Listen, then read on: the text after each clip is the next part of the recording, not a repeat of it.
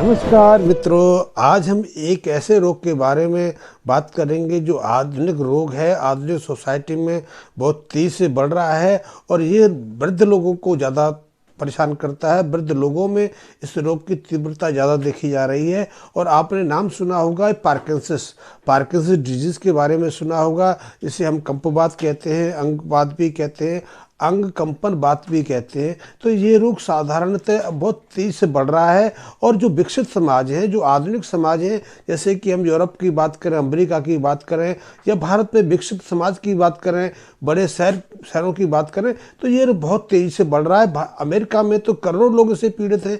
तो अमेरिका में करोड़ों लोग पीड़ित हैं, यूरोप में करोड़ों लोग पीड़ित हैं, भारत में भी कंपवात यानी पार्किंसंस डिजीज से पीड़ित लोगों की संख्या बहुत बड़ी संख्या में है, बहुत बड़ी मात्रा में। और हम में और विदेशियों में, पश्चिमी लोगों में एक अंतर भी है।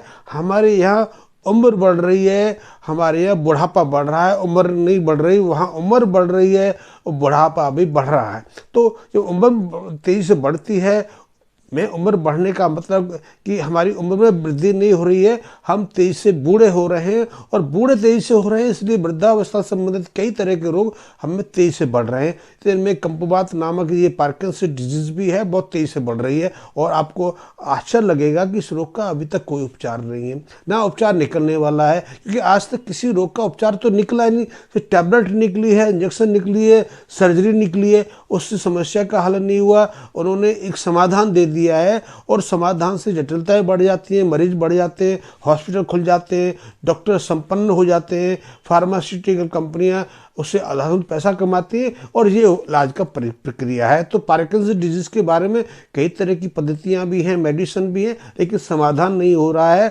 और इसके कारण हर साल पार्किंसंस डिजीज से पीड़ित रोगियों की संख्या निरंतर बढ़ रही है। भारत में भी जैसे जैसे बुढ़ापा बढ़ने का अर्थ फिर बता दूं, मैं बुढ़ापा बढ़ने से, उम्र बढ़ने से नहीं कहता, हम तेजी से बूढ़े हो रहे हैं। पहले हम 70 साल 80 साल के बाद अपने को बूढ़ेपन में शामिल करते थे, लेकिन आज तो हम 50 के होते होते अपने को बूढ़ा मानने लगते हैं और बूढ़े लोगों में समाहित भी हो जाते हैं। इसीलिए आपने देखा होगा 50 साल जैसे हुई नहीं तो कोई ना कोई व्याधि पकड़ लेती है, व्याधि नहीं पकड़ती 60 साल तक पहुँचते पहुँचते तो हम में से काफ़ी ज़्यादा लोग, हमारे बहुत सारे मित्र हमें छोड़ के संसार से चले जाते हैं। तो बुढ़ापा का अर्थ मेरा है कि हम तेज़ी से बुढ़ापा हो रहे हैं और वृद्धि हमारी नहीं हो रही है। तो पार्किंसंस डिजीज़ भी है। तो जो विकसित कंपनियां हैं, जो फार्मास्यूटिकल कंपनी हैं, डॉक्टर्स हैं, वो समाधान देंगे कि आपको बीमारी है, टैबलेट लीजिए, हमसे कंसल्ट करिए, टेस्ट कराइए, ये सर्जरी करा लीजिए,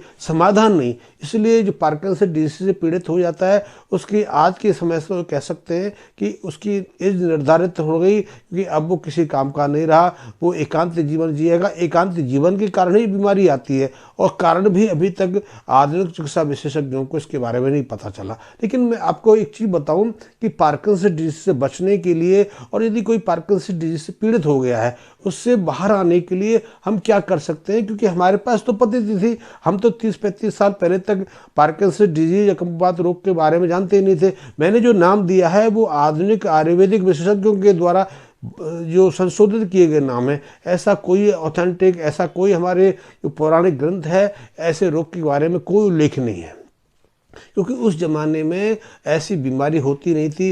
बुढ़ापा आता था, बुढ़ापा क्योंकि उम्र के हिसाब से हमारी इंद्रियां कमज़ोर पड़ती हैं, तो याददाश्त में थोड़ी गिरावट आती थी, दांत हमारे गिरने लगते थे, नेत्र ज्योति घटती थी, सुनाई कम देता था। ये वृद्धावस्था की पीड़ाएँ हैं, वृद्धावस्था की व्याधियाँ हैं, रोग नहीं है। रोग जो आज हम देख रहे हैं वो तो ऐसे रोग हैं कि एक बार हो गया वो निकलने का नाम ही नहीं। वो तो तभी आपका पीछा छोड़ेगा जब आप इस संसार से विदा ले लेंगे। तो मैं बता रहा हूँ कि यदि आप पार्किंसंस डिजीज से पीड़ित हैं, पार्किंसंस डिजीज के लक्षणों को आप जानते होंगे कि इसमें हाथ कांपने लगते हैं, हाथ हिलने लगते हैं, शरीर हिलने लगता है, आप किसी चीज़ को पकड़ नहीं पाते, आप चेक पर साइन नहीं कर पाते, आप कोई चीज़ें उठा के इस्तेमाल नहीं कर पाते, बटन नहीं बंद कर पाते। ऐसे बहुत सारी सिम्टम है पार्किंसंस डिजीज के। लेकिन सबसे बड़ा सिम्टम तो ये है कि आदमी शुद्ध होने लगता है, आदमी को होश नहीं रहता, आदमी कोई निर्णय नहीं ले पाता है और पार्किंसंस डिजीज से पीड़ित आदमी निरंतर हियास होने लगता है, निरंतर नीरवता की तरफ जाने लगता है, एकांतिक जीवन पसंद करता है, क्योंकि वो किसी कार्य का नहीं रहता है। इसलिए वो साल 2 साल 4 साल में उसकी सीमा को, उसकी आयु को बांधा जा सकता है। यदि आप पार्किंसन डिजीज से पीड़ित घोषित कर दिए गए हैं तो इससे बचने का बहुत सहज साधारण सा उपाय है, और उसी कारण से हमारी जो पीढ़ियां हैं सदियों सदियों से इस रोग से मुक्त रहती रही। तो इसके लिए आप क्या करें, आप कर सकते हैं, इसके लिए आप घी का प्रयोग कर सकते हैं, आप दूध का प्रयोग कर सकते हैं, दूध के कई जो और उपद्रव्य हैं, उप वस्तुएं हैं, उनका प्रयोग कर सकते हैं। और दूध से मेरा अर्थ फिर बताऊं, दूध से अर्थ मेरा कोई वाइट लिक्विड नहीं है, सफ़ेद तरल नहीं है, वो किसी डेयरी का प्रोडक्ट नहीं है, किसी डेयरी में की थैली में मिलने वाला कोई मिल्क नहीं है। मेरा अर्थ है कि जिसे हम सदियों से पीते रहे, हमारे सैकड़ों पीढ़ियाँ जिसका प्रयोग करते रही, मैं दूध का प्रयोग उसको मानता हूँ, और वो दूध है देसी गाय का। देसी गाय में इसलिए कहता हूँ कि जो हमारे यहाँ पैदा गाय है वही देसी है। विदेशी गाय भी भारत में बहुत सारी हैं कि पिछले 150 सालों में भारत में बहुत सारे प्रयोग किए। ये सेपरेट इश्यू है, सेपरेट विषय है, इसके बारे में आगे चर्चा करूंगा। मैं आज बात करूंगा कि देसी गाय का अर्थ है जो हमारे साथ सदियों से हमारे साथ रही है, जिसे हमने माता का रूप दिया है, क्योंकि उसमें बहुत कुछ समानताएं हैं। वो एक पशु नहीं है, क्योंकि उसकी जो आनुवांशिक संरचना हमसे बहुत मिलती है, इसलिए बहुत सारी चीज़ें हम उनका इस्तेमाल करते रहें। ऐसे ही हम इस्तेमाल करते हैं गाय का दूध। गाय के दूध से बहुत सारी चीज़ें बनती हैं, दही बनता है, मक्खन बनता है, छाछ बनती है, और फिर दही से हम मक्खन निकालते हैं, मक्खन से घी भी निकालते हैं। तो घी में बहुत अद्भुत गुण हैं।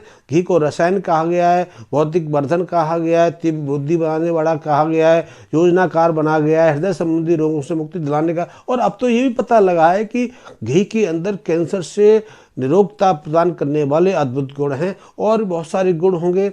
ये तो आप देखते जाइए क्या क्या वैज्ञानिक उसमें खोजते हैं, लेकिन मैं खोजने की बात नहीं करता। मैं तो ये बात करता हूँ जो उसके विषय में हमारे यहाँ सिद्धांत हैं कि आप दूध पीते हैं, घी का सेवन करते हैं तो निरोगी भी तो रहते ही रहते हैं, ना तो आपकी बुद्धि का यास होता है, ना निर्णय लेने में आप कमज़ोर पड़ते हैं, दुर्बल होते हैं, आप सही निर्णय ले पाते हैं और जीवन में आगे बढ़ पाते हैं। निरोगी रहते हैं तो दीर्घायु जीते हैं, और दीर्घायु रहते हैं तो जीवन के बहुत सारे कामों को निपटा पाते हैं। और आपको बताऊं कि पश्चिमी सभ्यता तो कहती है कि उसको आहार का सेवन कैसे करना चाहिए। पश्चिमी जो स्वास्थ्य विशेषज्ञ हैं वो दूध को, घी को निषेध घोषित करते हैं। उन्होंने दूध में से कई चीज़ें ऐसी निकाल दी कि इसका प्रयोग नहीं करना चाहिए। वो उनका सिद्धांत है, क्योंकि वो दूध किसको कहते हैं मेरी जानकारी में नहीं है कि वो दूध हर चीज़ को कह सकते हैं, क्योंकि वो दूध इनके स्टैंडर्ड पर होना चाहिए। हमारे लिए दूध का महत्व है जो हम अपनी गाय से प्राप्त करते हैं।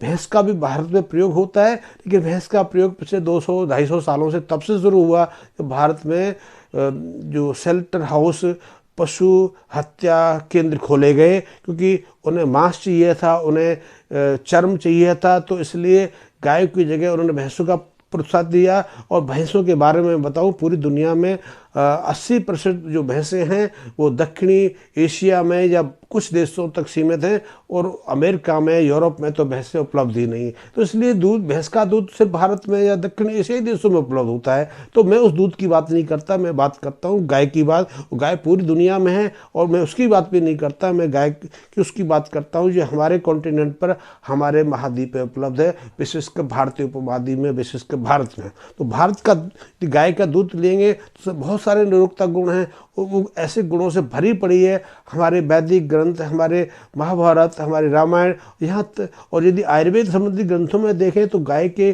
जो गुण हैं, गाय के जो द्रव्य हैं, उनके अद्भुत गुणों की श्रृंखला है। उसके जो खोजते हैं उससे एक अद्भुत गुण निकलता है। तो आप यदि ऐसे दूध का प्रयोग करते हैं तो आप निरोगी रह सकते हैं, स्वस्थ रह सकते हैं, आपको कोई बीमारी नहीं होगी। और यदि किसी बीमारी से पीड़ित हो गए, दूध से, घी से, उसके छाछ से, उसके मक्खन से, उसके घी से और दूध से सैकड़ों तरह के प्रोडक्ट बनते हैं, उनके माध्यम से आप निरोगी रह सकते हैं और रोगों से मुक्ति पा सकते हैं। तो यदि आप पार्किंसन डिजीज से पीड़ित हैं तो आप दूध का सेवन करिए। दूध का सेवन कैसे करना है? तो दूध का सेवन है कि यदि आप 50 साल से ऊपर के हैं, 40 साल से ऊपर हैं, तो आपको दूध नियमित रूप से रात्रि को सोने वक्त तो अवश्य लें। दूध लें, उसे गुनगुना कर लें, उसे अच्छे से फेंट लें, फिर उसमें उसी देसी गाय का घी का प्रयोग करें, घी का उपयोग कर लें 1 से 2 चम्मच।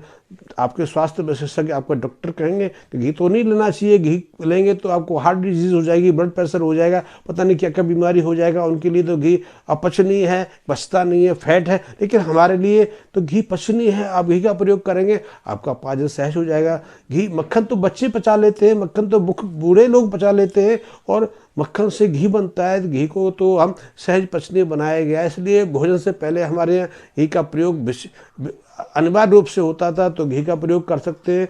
घी के प्रयोग से आपकी पाचन शक्ति तो बढ़ेगी बढ़ेगी, लेकिन घी में असंख्य गुण हैं। दूध में आपने सुना होगा, दूध में एक वैज्ञानिकों ने सेर्वोसाइड नामक एक तत्व के बारे में पता लगाया है। वो प्रोटीन और फैट का ही मिश्रण है। वो बौद्धिक क्षमता को बढ़ाता है, क्योंकि मस्तिष्क की कोशिकाओं के लिए बहुत अनिवार्य है। उसके प्रयोग से हमारी मस्तिष्क की कोशिकाएं बहुत सहजता से विभाजित होती हैं, वह सहजता से अपनी खोती हुई शक्ति को प्राप्त कर लेती है। इसलिए यदि हम गाय के भैंस दूध का प्रयोग करते हैं तो बौद्धिक क्षमता को प्रवीण हो जाते हैं, हमारी बौद्धिक क्षमता बढ़ती चली जाती है, स्मृति शक्ति बढ़ती चली जाती है। और यदि उस दूध से हम घी तैयार करते हैं तो उसमें सेरोसाइड की परसेंटेज बढ़ जाती है। और ये तो अब भी पता लगा है कि घी के अंदर, घी फैट है, निश्चित रूप से फैट है, लेकिन उसका फैट और दूसरों की जो फैट है उससे बिल्कुल अलग है। क्योंकि जो गाय का घी है उसमें तो ऐसे एसेंशियल फैटी एसिड रहते हैं जो हमारे शरीर के लिए अति आवश्यक है। यदि उनका प्रयोग नहीं करेंगे तो हमें उनकी कमी के संबंध कई तरह की व्याधियाँ हो जाएंगी, और उसी कमी के कारण कैंसर भी हो रहे हैं, आर्थराइटिस भी हो रहा है, डायबिटीज भी हो रही है, और बहुत सारी व्याधियाँ हो रही हैं। लाइफ संबंधी रोगों का संबंध भी इन्हीं एसेंशियल फैटी एसिड की कमी के साथ लगाया जा रहा है। तो 2 एसेंशियल एसिड बहुत जरूरी हैं, जिन्हें ओमेगा 3 और ओमेगा 6 कहते हैं। ओमेगा 6 तो ओमेगा 3 है, दोनों में थोड़ा विरोधाभास है। यदि ओमेगा 6 आप ज़्यादा मात्रा में लेते हैं तो उसकी मात्रा को सीमित करने के लिए, उसके जो अवगुण हैं उनको न्यूट्रलाइज करने के लिए ओमेगा 3 आवश्यक है। लेकिन आपके भोजन में ओमेगा 3 यानी कि अल्फा लिनोलिक फैटी एसिड बहुत आवश्यक है। इसके प्रयोग से आप न केवल हृदय संबंधी रोगों से बचे रहते हैं, मोतियाबिंद नहीं होता है, कैंसर नहीं होता है, बहुत सारी चीज़ें नहीं होती हैं। और इसी के प्रयोगों से हम पार्किंसन डिजीज से बचे रहते हैं। फिर हमने घी के साथ में घी के बहुत सारे प्रयोग भी किए। घी के साथ में, दूध के साथ में बहुत सारी जड़ी बूटियाँ प्रयोग करते रहे। ये जड़ी बूटियाँ भी हमें इन रोगों से निरोगी रखती हैं। इन रोगों से यदि ग्रस्त हो जाएं तो हमें मुक्त होने में से मदद करती हैं। तो यदि आप पार्किंसन डिजीज से पीड़ित हैं तो दूध का प्रयोग करिए, दूध में घी का प्रयोग करिए। दूध को प्रयोग करने से पहले, सेवन करने से पहले अच्छे से फेंट लीजिए, क्योंकि फेंटने से दूध के गुणों में वृद्धि होती है। क्यों होती है? क्योंकि उससे एसेंशियल फैटी एसिड स्वतंत्र रूप में हो जाते हैं और वो आपके शरीर में जाके वो सहज पचनीय हो जाते हैं। पचनीय नहीं होते, वो आपके शरीर में बहुत तेज़ी से काम कर पाते हैं। और ये जो एसेंशियल फैटी एसिड है आपके शरीर में कई तरह के जो मुक्त मूलक होते हैं, फ्री रेडिकल्स होते हैं, उन्हें न्यूट्रलाइज करने का काम करते हैं। यही फैटी एसिड, जो फ्री रेडिकल्स हैं बहुत तरह के रोगों का कारण भी है। यही वृद्धावस्था का कारण है, यही कि हमारी ऊत की खेती का कारण भी है। तो उनको रोकना है, उनको हमें निर्मल करना है, न्यूट्रलाइज करना है। तो वो उनके जो विरोधी तत्व हैं उनका प्रयोग करना बहुत आवश्यक है। तो ये गुण इसमें दूध के जो एसेंशियल फैटी एसिड हैं उनमें बहुत है। तो आप दूध का प्रयोग करिए। घी में दूध की परसेंटेज है उससे कई गुना जो उपयोगी तत्व हैं उनकी मात्रा बढ़ जाती है। तो घी का प्रयोग भी करिए। घी को दूध में मिक्स करके आप ले सकते हैं। घी का प्रयोग आप खिचड़ी के साथ में ले सकते हैं, दलिया के साथ में ले सकते हैं, या आप बूरे में मिक्स करके ले सकते हैं। लेकिन हमने तो घी के बहुत सारे प्रयोग बनाए। घी के प्रयोग से आप यदि पार्किंसन डिजीज से पीड़ित हैं तो ब्रह्म रसायन का आप सेवन कर सकते हैं। ब्रह्म रसायन भी आप अश्वगंधा घृत का प्रयोग कर सकते हैं। अश्वगंधा घृत भी आपके लिए बहुत उपयोगी है। यदि आप पार्किंसन डिजीज से पीड़ित हैं तो इससे बाहर आ जाएंगे, आप स्वस्थ हो जाएंगे। और यदि आप अभी तक पार्किंसन डिजीज से बचे हुए हैं तो आप इससे बचे रहेंगे।